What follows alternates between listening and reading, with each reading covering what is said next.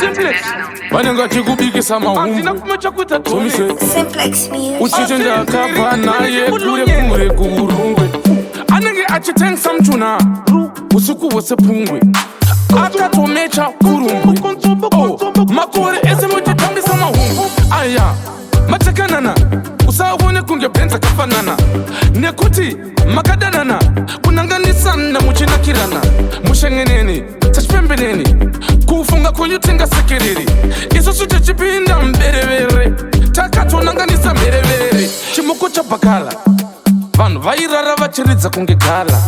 marasa anotengesa kuwala kuti vamwe vato vanosenza kufina raupala kana namudhara sakala kana vanya vanokanda mahala kuti vamwe vaya vanosenza mtara kuteni vanosvika vachirohweswa tsara aswera achipusha zibhara masuru dzazvimba anga akabata mugwara apa atosvika ane nzara apa atonyimoka nakurohweswa bara ngalangala igwara angotedze kuona uchizunzwa mulunjukwa zvimwe hazvifanirwe kubvunzwa famisei wabva kumainwa kulainwa nazukwa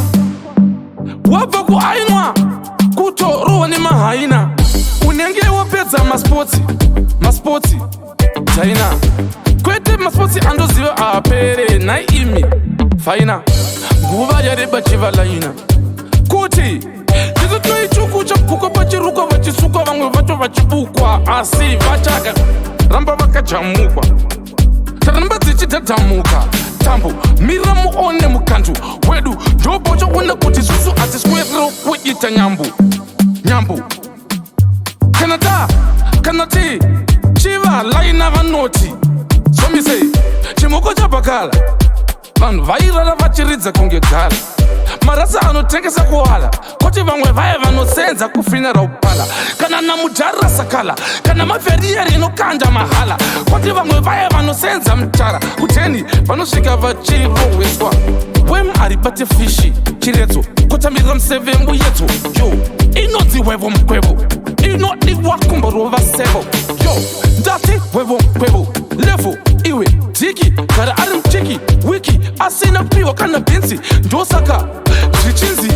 uko kunze kutori newinzi saka vese vakatakura matinzi mudzadzofamba muchizora girizi plisi nekuti dhiki atode 1 wiki asati ambopenda dhipi iwe achiita kunge ari kutsikizwa lipi